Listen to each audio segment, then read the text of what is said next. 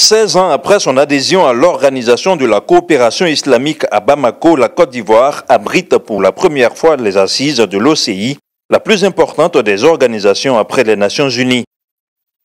Je voudrais donc, au nom du gouvernement et du peuple ivoirien, traduire toute notre gratitude et notre fierté à tous les membres de l'organisation qui ont décidé à l'unanimité lors de la dernière conférence en 2016 à Tashkent que notre pays soit désigné pour abriter la 44e session de la réunion annuelle du Conseil des ministres.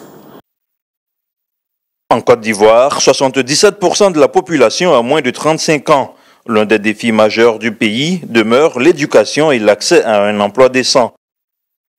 Si nous ne trouvons pas une solution à ces défis majeurs, en Côte d'Ivoire comme ailleurs, ces jeunes seront sans doute en proie à toutes les tentations, avec pour nos pays de graves conséquences.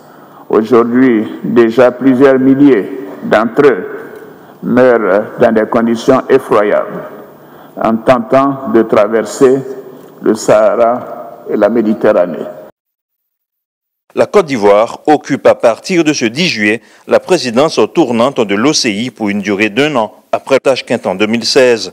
Le ministre Marcel Amontano appréhende déjà les chantiers qui l'attendent. Aujourd'hui, présider une organisation comme l'OCI, qui est une organisation parmi les plus importantes après l'Organisation des Nations Unies, est forcément une charge importante. Cette organisation, en plus de cela, comme je l'ai dit, est traversée par quelques conflits entre pays.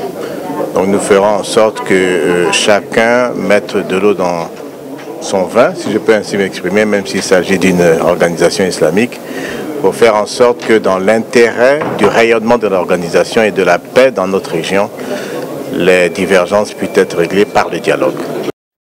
La Côte d'Ivoire, qui abrite la 44e session de l'OCI, l'une des plus importantes en termes de participation, a également ratifié ce 10 juillet le traité de l'organisation internationale.